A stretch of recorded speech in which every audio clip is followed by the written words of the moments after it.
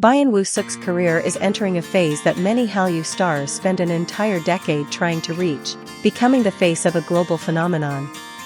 After exploding in popularity through Lovely Runner, the actor has continued to maintain his momentum with his role as Grand Prince Ian in Perfect Crown.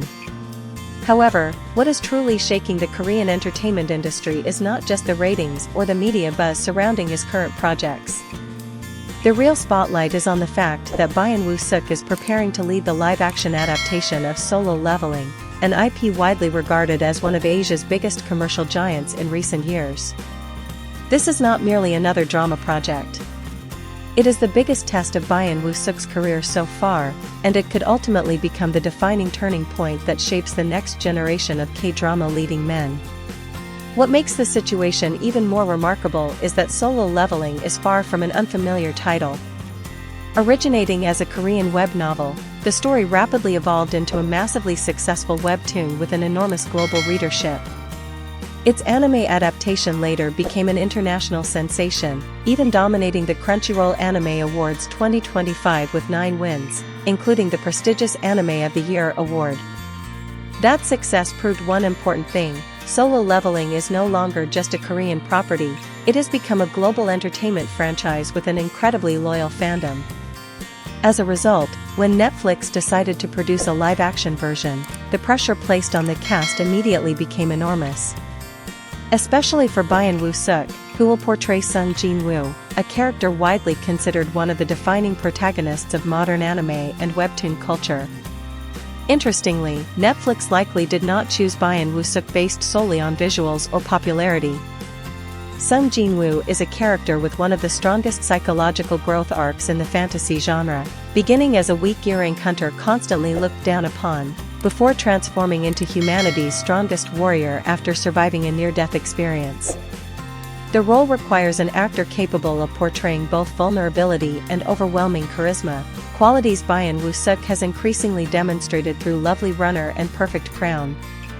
It is no coincidence that many viewers believe Bayan Wu Suk possesses a rare anime protagonist aura rarely seen among Korean actors.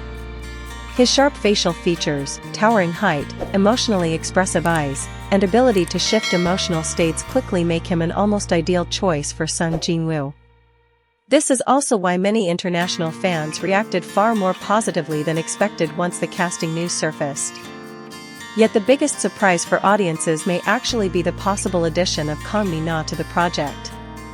Although Story J Company clarified that nothing has been officially confirmed, the mere possibility of Kang Mi Na joining the cast has already triggered explosive online discussions.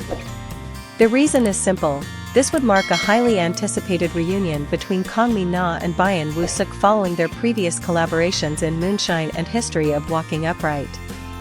In today's entertainment landscape, where fandom culture heavily revolves around actor chemistry and on-screen dynamics, reunions between familiar co-stars often generate exceptionally strong media attention.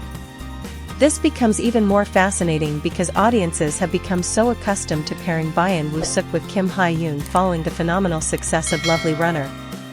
Others constantly mention IU whenever discussing his future collaborations. But this time, the potential co-star drawing attention is Kang Mi Na, an actress who may not always dominate headlines but has steadily built a reputation for stable acting skills and increasingly mature screen presence. If Kang Mi Na officially joins Solo Leveling, it could become the most important turning point of her acting career. This is not a conventional Korean drama. Solo Leveling is being designed specifically for the global market, where Netflix is fiercely competing against Japanese anime and Hollywood fantasy franchises. Leaving a strong impression in a project of this scale could completely transform an actor's international standing. Alongside Bayan Wu Suk and Kang Mi Na, the cast currently includes Han So-hee and Kang Yu Suk. Han So-hee will portray Cha Hain, an S-rank hunter known for her cold personality who gradually falls in love with Sung Jin-woo after he saves her multiple times.